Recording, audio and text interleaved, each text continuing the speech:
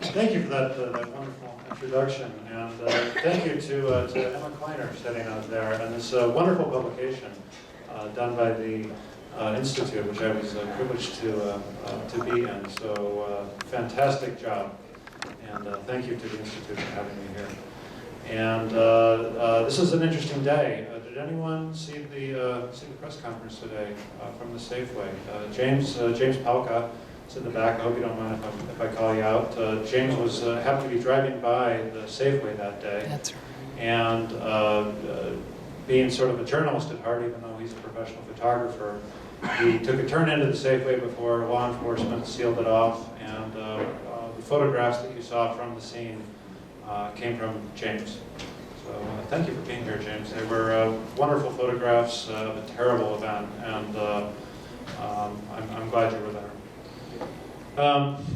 So yeah, seeing Mark and Gabby there at the grocery store yet again today is a reminder of how this event just sort of won't go away in some ways, and it's painful to think about.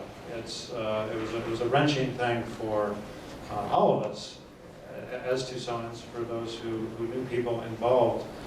And as I was watching the live coverage of this on Channel 4, it struck me again just sort of the ways that we talk about this event. We sort of revert to kind of banalities of journalism to describe it, and they don't really speak to the totality of what happened. You hear words like the tremendous emotion there, and the miraculous recovery, community healing, and for me, most meddlesome of all, the word tragedy. I can't explain fully why the words Tucson tragedy, that phrase, which sort of news organizations adopted as sort of a tagline for this, why that always struck me as just being so flat, somehow unequal to what had happened. Perhaps because it was suggestive of something that we had no control over, that it was like a natural disaster, a lightning bolt, a tornado that had come through. It seemed such a lachrymose sort of word, tragedy. And it didn't begin to describe the complexity of what happened, or approach one of the central mysteries of, I suppose, any event that shakes us like this. We have to ask, why did it happen? Why did something like this happen? And I don't know that there are ever going to be any hard answers, but I know that for me personally, having been friends with Gabe Zimmerman, who lost his life that day, and having had a friendship with Gabrielle, who will never be the same. I sought to explain why, how an event like this could happen in the midst of a civilized society, that profanity such as this demand an explanation. And so I set out to write a book. It's called A Safeway in Arizona, which attempted to, I suppose, peel back some of the surface explanation of things, and ask how could it be that a 23-year-old man grew up here, a sweet-tempered young man, could slowly begin to go insane, and to have a trajectory of madness that anyone who was close to him noticed it. It was unmistakable. He couldn't talk for 30 seconds to Jared Loeffner in the last 2 years of his condition without being aware that something was grievously wrong. And how could he continue on this sort of miserable journey that he took towards the Safeway that morning? How could he obtain a gun?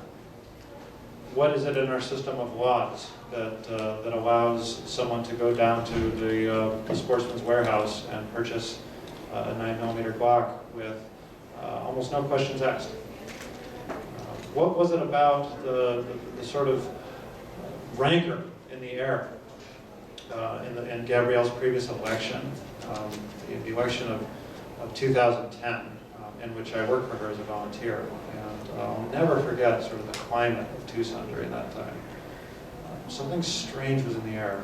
some kind of bitterness was there, a kind of biliousness towards Gabrielle. That when the event happened, it was shocking, but somehow I can't really explain this, but it was not unexpected in some weird way. It sort of seemed in context, and for me, context is critically important when it comes to talking about events such as this. They don't come out of nowhere, and you have to examine it closely. And so this book was written quickly. It was written in 100 days. I think it's very raw. I think it shows it. Not a day goes by when I wish I had said some things differently, had written it more eloquently, had made my points better. But for better or worse, here it is. This is sort of an attempt to bring a holistic explanation to what happened that day, January 8th.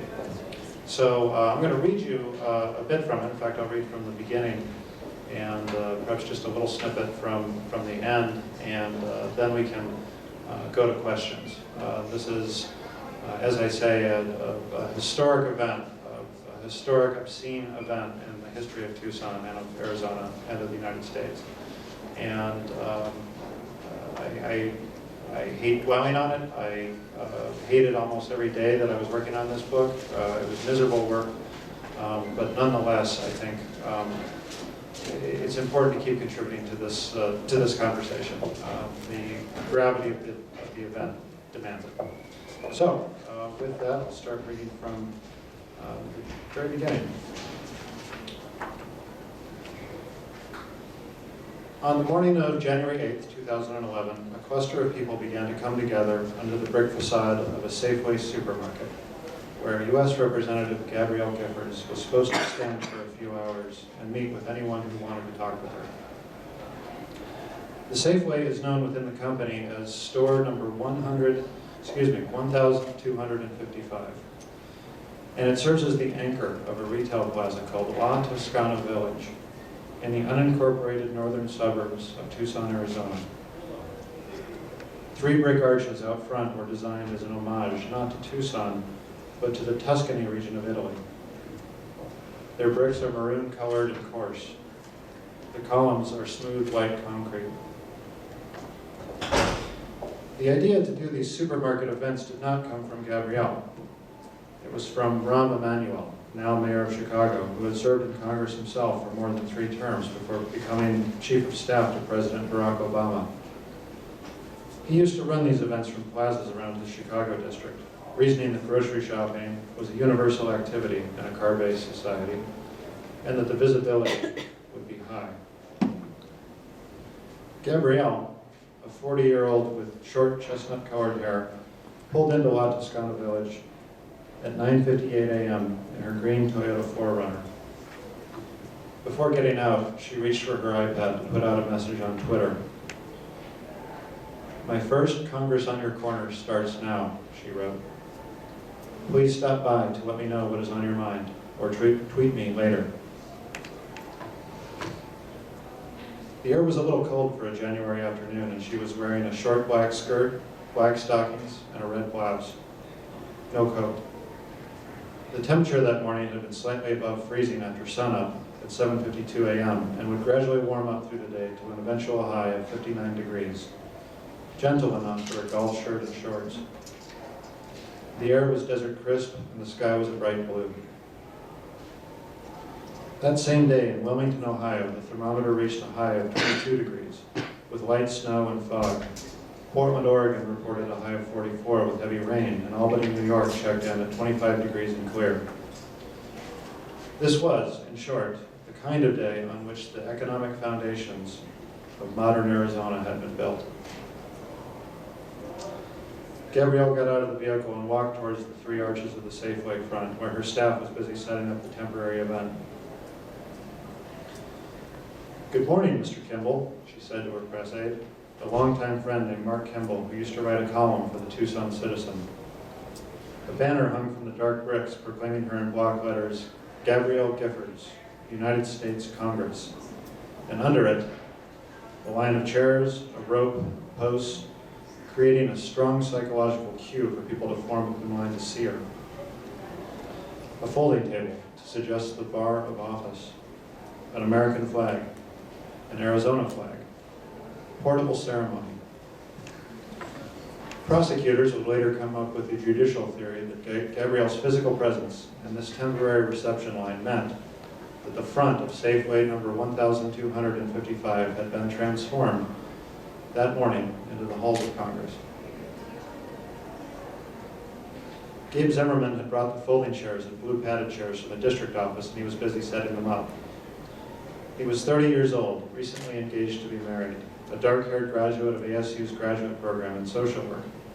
And his tranquil demeanor, and with the occasionally angry people who called the office, had earned him the nickname the Constituent Whisperer. He had worked for Gabrielle for 4 years, her entire time in Congress, and in that span had accumulated a thick file of phone contacts within the Veterans Administration, the State Department, the Agricultural Department, and all the alcoves and inlets within the federal system that had to be pumped for information about lost benefits and delayed passports, and the daily panoply of frustrations associated with getting things out of the government. Pam Simon asked him if she could get him some hot cocoa from the Safeway, and he declined, but told her to ask Daniel Hernandez, who had worked as an intern for Gabrielle for the past 5 days. Hernandez grew up in a bilingual household and had attended a certified nursing assistant program at Sunnyside High School. His current ambition was to win higher office for himself. Today, he was wearing a green Argyle sweater over his middle. Simon and Kimball went into the Safeway. The lights are muted inside this air-conditioned cavern, and the first thing that commands a visitor's attention is the flower section. Cones of daffodils and roses and racks of potted geraniums are arranged under lettering on the wall that announces poetry and bloom. Beyond that, and to the left, is the produce section, where bins of asparagus, tomatoes, bagged lettuce, and avocados are gathered in square bins and tilted up at an appealing angle. Oranges shine under lamps hanging from metal wires. This Safeway is a type called the lifestyle store, which puts an emphasis on prepared foods, such as deli subs and sushi, and has earthen interior colors instead of bright lights and linoleum. In the front is a tiered rack of coin-op machines for children. One is full of colored gumballs. Another is Spy Undercover, dispensing miniature plastic handcuffs, and yet another is Gun Collection, which displays a logo featuring a gun barrel pointed directly at the viewer. The game has a square carafe holding dozens of transparent spheres, each containing a small metal pistol with a keychain loop. Congress on Your Corner began exactly on schedule at 10 a.m. About 20 people were lined up. 43-year-old Matthew Laos was the first to be seen. He wanted to show her an award he'd won and chat with her about his military service. He told her he was proud of her for winning her last election. Then he started to feel embarrassed that he was hogging up her time. He got his picture taken and left. A young man in a dark blue hooded sweatshirt came up at 10:07 a.m. His head was covered by the hood, but he was nearly bald, as though he had just shaved himself to the scalp. "Is Giffords here?" he asked, and Alex Villak, an intern, directed him to the back of the line. He wandered off into the parking lot, seeming to lose interest.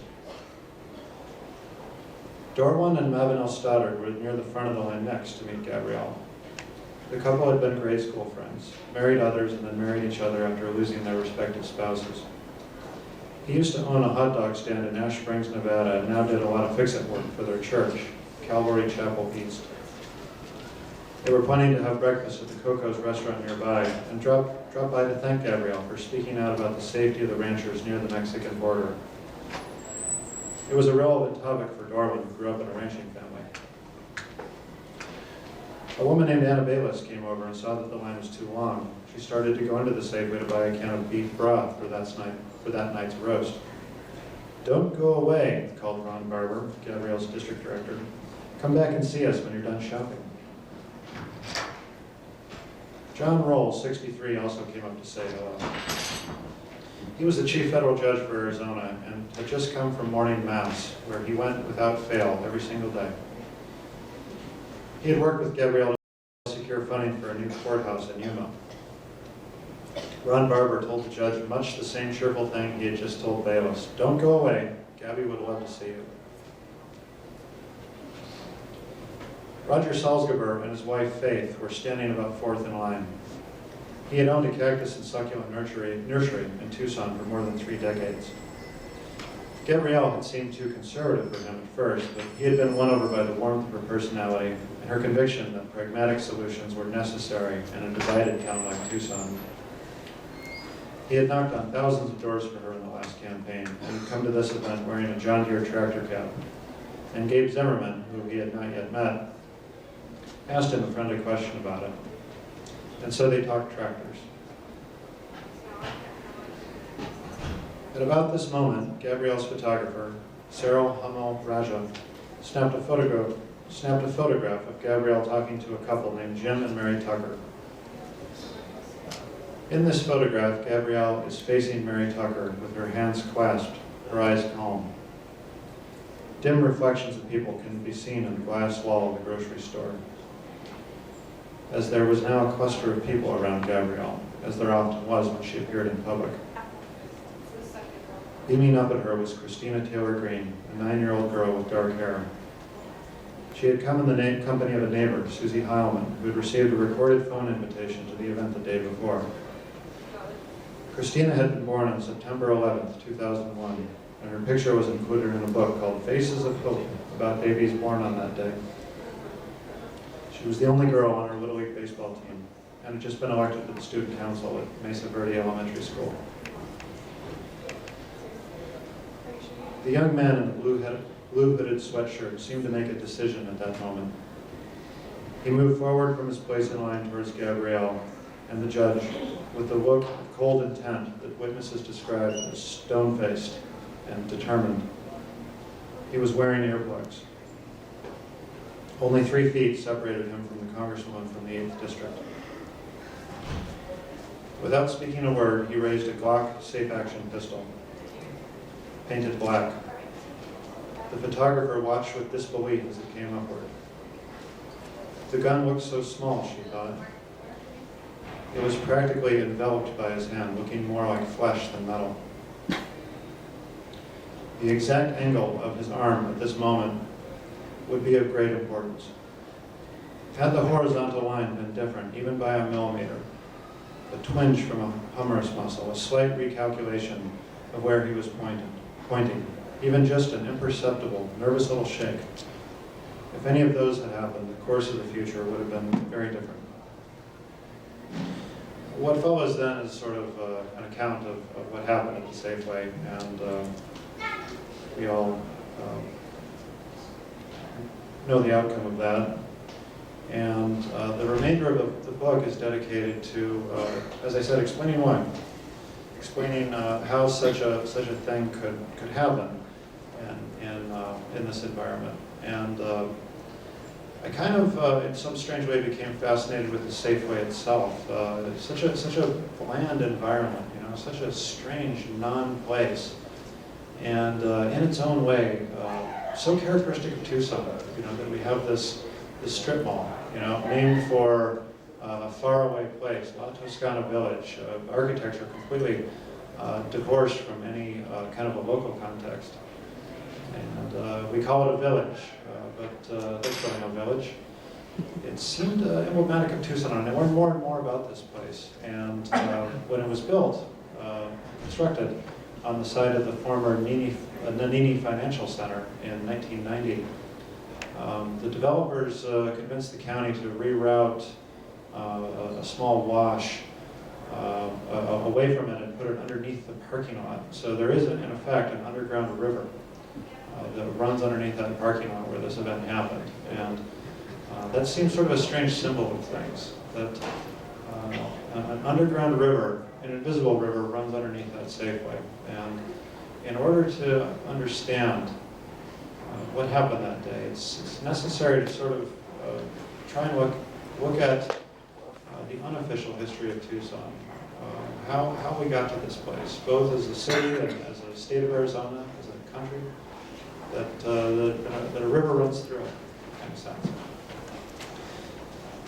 So I'll conclude here with some words from the conclusion.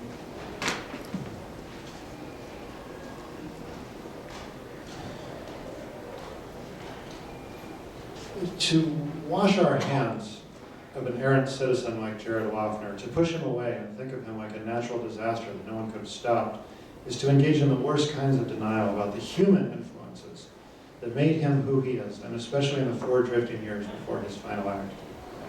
The prevailing dialogue in Arizona that autumn was that politicians, anyone running for office, was an elitist devil out to bankrupt the country. And the gun was readily available at a sportsman's warehouse, just down the street. In the Tucson of 2011, Gabrielle Giffords had become the physical manifestation of the government, and she was making herself available for anyone who cared to approach her. A set of environmental conditions was in place that made such an extreme act of superhero individualism within the range of possibility. Jared Loughner was not a tornado or an earthquake. He emerged from a specific human context, and there will be lifelong consequences for him, but there are also consequences for us all that cannot be ignored. What is best in us ought to rise to this occasion and have that conversation about responsibilities towards the strangers in our midst, as we, as a nation, move forward into an uncertain century.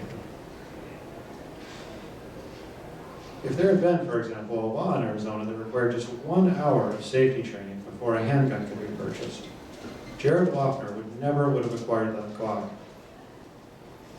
His disease was uncontrollable by that point, and even the most liberal gun rights advocate in the world would not have put a pistol into his hands after looking at him in the eyes. But instead, all that stood between him and the means to kill 6 innocent people was a clerk at a big box store.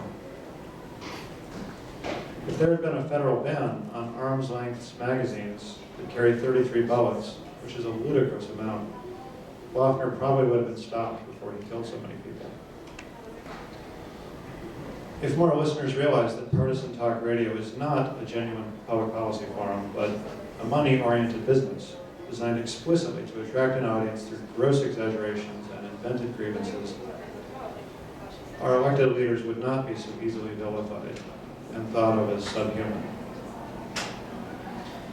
If Arizona's electoral system were configured in such a way that rewarded those who sought to build coalitions and seek common ground instead of playing on the fears and resentments of base voters, the quality of the state's governance would rise. A culture that prizes competence would be less welcoming of histrionic figures such as Sheriff Joe Arpaio. Arpaio is profiled in this book. If there were an understanding that the changing demographics of this state is a historic inevitability, and that immigration from Mexico has to be seen as an economic reality, the chances of seeing a humane solution to immigration would be vastly improved. If all those who enjoy Arizona for its natural beauty saw, as many did for a brief time after the Safeway shootings, that living in a place involves a spiritual connection to everyone else living in that place, then perhaps those growing visibly and grossly ill, like Jared Loughner, might at least be noticed in their misery, and some attempt be made to do the right thing for them.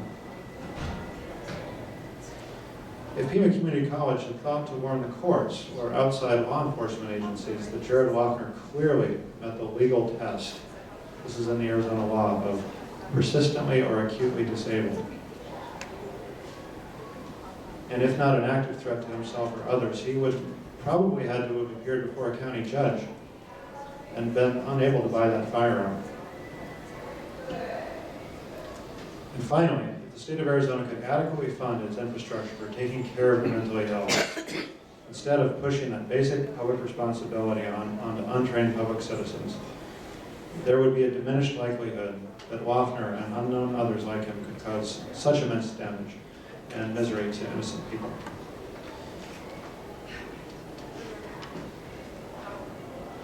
Arizona turns 100 years old in 2012, turned, actually, past tense now. The youngest state on the lower continent has emerged as the vanguard for a range of national discontents. Its social and economic fissures are carved deep, but they are not unbridgeable. What transpires in Arizona in the next several years will be of tremendous importance to the destiny of the United States as it will prove whether the American dream of one out of many, e pluribus unum, can endure and prevail. The example that Gabrielle Giffords herself set on the morning of January 8th, reaching out to strangers at the fringe of a Safeway, is not a bad place to begin again. So that's sort of the first and the last words of the book there. As I said, it was written in sort of a blaze of white hot anger. I couldn't believe that such a thing had happened, and I set out to try and offer some deeper sociological explanations for what had happened. Not everyone agreed or will continue to agree, but that's okay. I think the important thing is having a civilized conversation. So with that, I'll go ahead and have a conversation with you if you want to ask questions about any of the foregoing. Yes? Did Pima College have the authority to make a recording? Or is this part of the problem that everything has become so private and locked up? Yeah. I'm reminded of what's in the news lately about the nursing home in Bakersfield. Are you following this story where a nurse at the facility called 911 to report an 87-year-old resident on the floor not breathing, and the 911 operator, is that my phone ringing? So I said, I apologize. All right, silence your cell phones, everyone.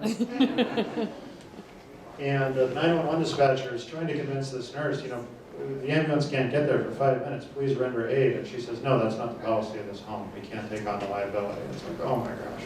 So if someone dies in front of you, you're not going to do anything. And so the question is, did Pima have the authority? Absolutely. Arizona law and the statute that governs the persistently and acutely disabled allows any qualified citizen to petition a judge. So in my view, and sorry if you're from Pima College, but I still think that PCC has a lot to answer for this incident. Why did they expel Jared Loeffner? They wrote him a letter saying, you can't take classes here until you show us a letter from a mental health care professional that you are, cured of your disability. And thank you and good luck. In my view, that's sort of externalizing the problem to the community, and a judge really ought to be notified that here's someone who is presenting threatening behavior. Arizona law, which actually is progressive in this area compared to other states, allowed them to do that. And in my view, why didn't they? Getting an answer out of Pima, forget it. They went into full institutional lockdown and still, in my view, have not adequately addressed what happened. Shame on you. Yes. I just want to ask you about gun control, because now it's been 2+ years since this. There's been so many other circumstances, tragic events since, and I began to have the impression that the political wheels were turning since Newtown. Yes. But now I'm getting the sense that maybe they're not. I mean, is there any? Could you share your impressions of where we're at on this whole topic and what you think might be going? And also perhaps comment on what drove Gabby and Mark here. Yeah, gun control. One of the, I think, most important sort of social lessons to come from this. The notion of gun ownership and unbridled gun ownership, and for that matter, most importantly, unbridled gun manufacture, has become sort of in the way that we talk about these things entangled with the word freedom and American notions of what it means to be free. And so there's an immense amount of paranoia that any restriction on the manufacture of amazing firepower is an attack on the foundations of American liberty. And this has always been the argument of primarily the NRA. And that idea, I think, has come under challenge, and particularly, as you mentioned, Rick, after Newtown, after 20 school children were slaughtered by someone who walked into the school. I mean, it's every parent's, it goes beyond a nightmare. It's just unthinkable.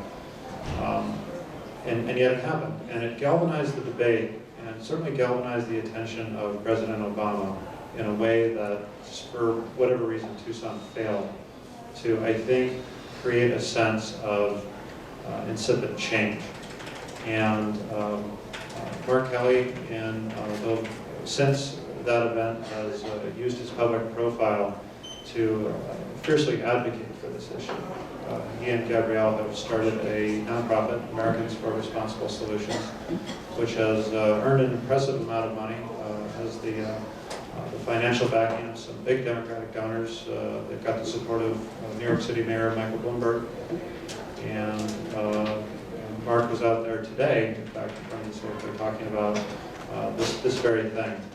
As I think this rightly deserves to be in the center of our dialogue. We need to go beyond, let's have a conversation about this, but let's clear up some absolutely appalling aspects of this law, including the ability of any citizen of any background, including that of a convicted felon, to go to a gun show and purchase a gun with no questions asked. It's more than a gun show loophole. It's a gun show provision. We're seeing some resistance on this idea from Congress. I think that we should give up hope on a ban on assault weapons manufacture, assault weapons sale. But the idea of universal background checks, that wherever you're going to purchase that gun, that you should be run through that database, and that this database needs to be up to the minute, maintained in a professional way. There's broad consensus on this, and I have every hope that Congress is going to do the right thing. Are there questions, yes, sir? At the Safeway on that day, was there any police presence whatsoever? There was no police presence. This was sort of kind of debated within Gabrielle's staff. There was some talk about should we call the Pima County Sheriffs when we do one of these things. There had been an event in Douglas a couple of months prior where there was a protest of this Congress on Your Corner event that she had held at a Safeway there, and a guy was marching around in some camo pants, and a weapon fell out of his pants onto the pavement. And you might think, well, that's just another day in southern Arizona, but it happened that a member of the United States Congress was nearby. Cops were called. Things got tense. The whole thing was just creepy. And so she had become a polarizing figure in that election against Jesse Kelly.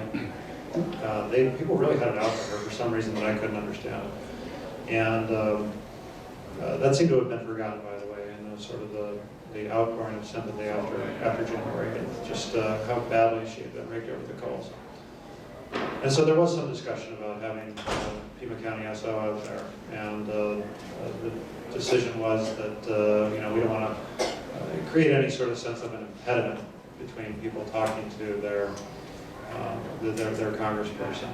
We want her to be seen as a lady of the people. Come up and talk to your friend Gabby. And so it wasn't done. I don't know. It's debatable whether a sheriff might have been able to have stopped it. It was over and done within 15 seconds. And part of the argument surrounding this is, well, there was a fellow there who was armed, and he might have stopped it. Well, I mean, that guy was Joseph Zamudio. He was rushing out of the Walgreens because he heard the gunfire, and he got there, as it was over, and almost shot the wrong guy. So I don't know. I've sort of heard both sides of, that this could have been stopped if the cop had been there. Maybe that would have intimidated Jared Loeffner. Maybe Loeffner would have seen the badge and, freaked out and gone away. Yes? Did you ever find out how he knew she was going to be there and why he showed up there? The family got a robocall the night before. So they. Yeah, and I don't know. I'm still waiting for the release of the FBI file. Loeffner's been sentenced. He will be in prison the rest of his life. There are details of that investigation which are still under seal. They will eventually come out. And there was a lot of speculation as to whether or not he had stalked her. I don't think that's the case. It's my belief that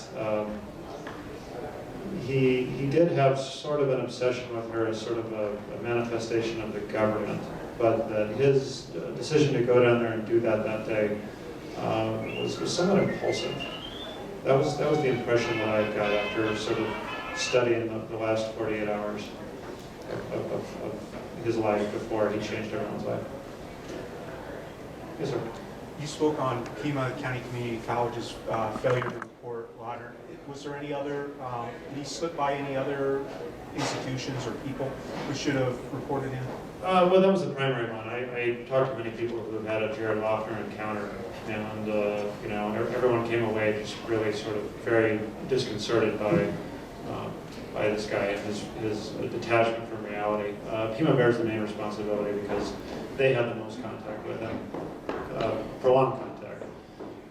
He had been fired from his last job, I think. It was Red Robin at Tucson Mall. But as for our other institutions, you know, should they come out, I think he was the primary one. The family has never once given an interview. I wrote a letter to them hoping that they might want to talk to me for a sort of a lengthy look at it, but they declined all requests. They're famously very private people. So hopefully we will eventually know what may have happened in the house the last year. Yes? Didn't he apply for military service and they rejected him? Yes.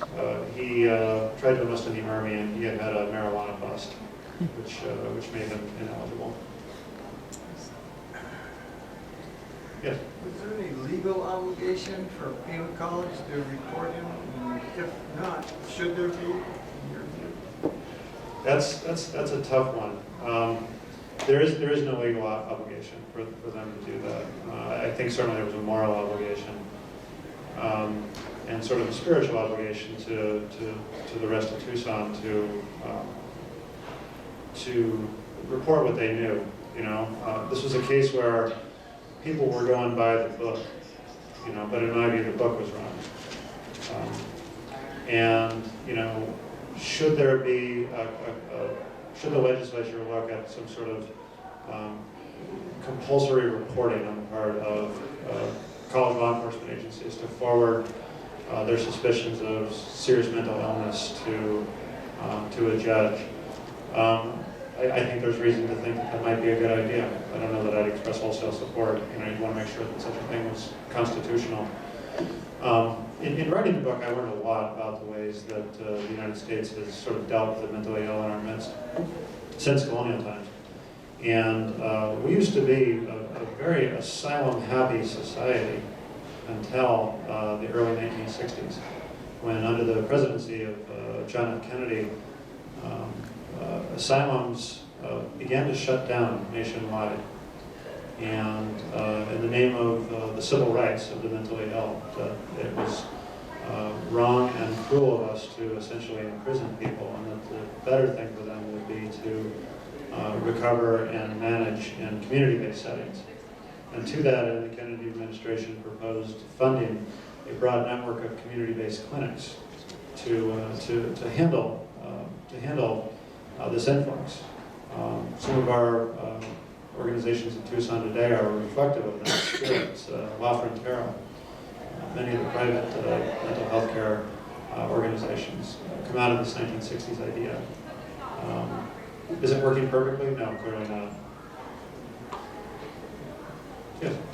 I think you mentioned early in your remarks that there were events or an atmosphere that might have foreshadowed this, at least for you. Yes.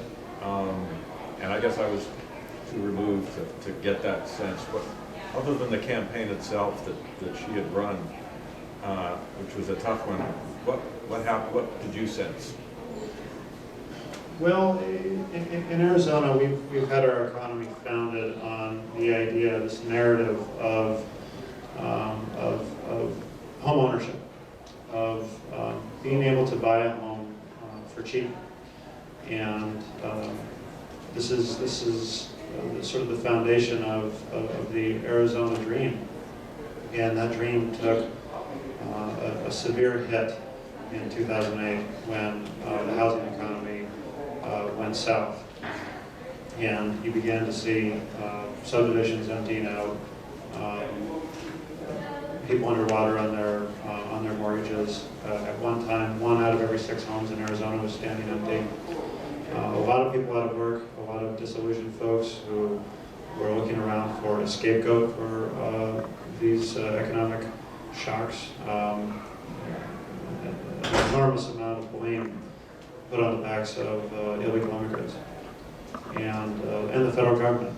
The president was widely unpopular in Arizona. Gabrielle was sort of seen as being an extension of the presidency. And just hours after the shooting, Sheriff Clarence Dupnick gave a press conference, which became a lightning rod. Critics thought that he was speaking too soon without knowing enough about what happened and why. And here's what he read, actually. I'll go ahead and quote that. This is what the sheriff said that evening, just 6 hours after the gunfire. And I think it's time as a country that we need to do a little soul searching, because I think the vitriolic rhetoric that we hear day in and day out from people in the radio business and some people in the TV business, and what we see on TV and how our youngsters are being raised, that this has not become the nice United States of America that most of us grew up in. And I think it's time we do some soul searching. But again, I'd like to say that when you look at unbalanced people, how they respond to the vitriol that comes out of certain mouths about tearing down the government, the anger, the hatred, the bigotry that goes on in this country is getting to be outrageous. And unfortunately, Arizona, I think, has become sort of the capital. We have become the mecca for prejudice and bigotry.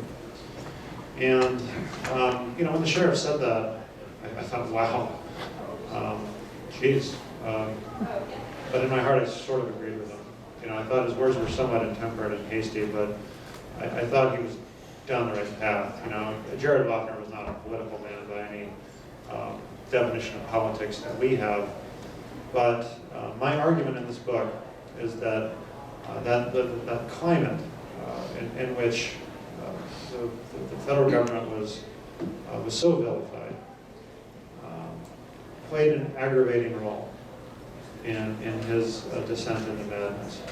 He had some strange, irrational things going on in his mind, but I think that he channeled the anger towards the government that many in Arizona were feeling. And perhaps I just sort of have maybe a particular view on this because I was in the middle of a political campaign. So of course I was inhaling it every day. And maybe for someone whose interests were thankfully elsewhere, it might not have seemed so thick. But that's how it hit me. Yes, sir. Can you describe the atmosphere the atmosphere of the post-shooting here in Tucson? You just described the campaign. Can you talk about the atmosphere after the shooting? Yeah, wow. It reminded me of nothing so much as those days after 9/11 when everything just sort of brakes went on. There was just such a solemnity about it, a total sense of shock. For me, it was just 3 weeks of unrelenting misery and an outpouring of grief manifested by thousands of cards and candles and teddy bears, which were lovingly arranged on the lawn of University Medical Center, as well as another sort of makeshift memorial up at the Safeway. And I don't know. To my mind, there was a certain air of repentance about that. I might be reading too much into this, and it's really hard to sort of draw some sort of glib kind of meaning out of what was obviously a collective response of hundreds of thousands of people. But it seemed like a sense of guilt almost. I think that this is my view that. Among many, there was a realization that we had put the dialogue so out of control, that we had not been behaving like grown-ups. Yes? At what moment did you decide to write the book, and how do you write to anger from the perspective of the writer? Yeah. When did I decide to write the book? How do you write from a point of view of anger? Or through anger? Through anger. How do you write through anger? Well, I can tell you, it was maybe 3 weeks after that, the grief began to clear, and I felt a strong sense of, like, I got to do something. I'm not a, I'm not a doctor. I'm not a psychologist. I'm not a musician. The only thing I know how to do practically is how to write a book. And my God, something has to be said. This can't pass without something being said, and I'm going to feel terrible if I don't do something. And so it did come from a place of being so angry that this had happened. And how do you punch through that? I guess I tried to be as rational as I could be. I dropped everything that was going on in my life, and lived and breathed this for 3 whole months. And I didn't want to demonize anyone. I certainly didn't want to blame this on the Tea Party. I didn't want to blame this on any one individual. That this was sort of a sense of collective responsibility for what had happened to our congresswoman and for those 18 others that were killed or injured. And I suppose anger was a motivating factor in keeping me in front of the keyboard when I just kind of wanted to look away. One more question? Yes, James. Well, continuing with that, you said you wrote it in 100 days, which is a very brief time. Did you feel the need to get it out there ASAP for whatever reason? Yeah, I felt like there was sort of a narrow window that folks might be still listening. That there would be a time to sort of make a difference in the conversation and sort of take it away from the way that it had been sort of taken out of its true context. We heard so often, lone active and deranged gunman. I never bought that. The whole swirl around Sarah Palin and the crosshairs, I thought was an enormous distraction from what were some of the true sort of anthropological issues at work. And I think that there were complexities to Tucson that were poorly understood. Many aspects to this community which really defy easy summarization. And I didn't want to demonize Tucson. I'm from here. I love Tucson. But I think it's easy to misunderstand Tucson. So, sorry, James, I sort of lost the thread of your question. Just that you got it out right away. You said you wish you could have gone back and maybe revised things. Oh God, every day. If I could, I would go up to this bookstore and cross things out. Great new sentences. Because he wants to improve them after they're already out there. Right. But I'm saying, so you got out because you felt the iron strike or the iron was still hot. Yeah. The book published on the 1-year anniversary of the event, and that was really the fastest that the publisher could do it. For them, that was lightning speed. They usually work on a much slower scale. So I was thankful to them that they were able to jam it out. Just one more question, and then we can go to happy hour. No? Okay. Well, thank you for being here. Thank you so much.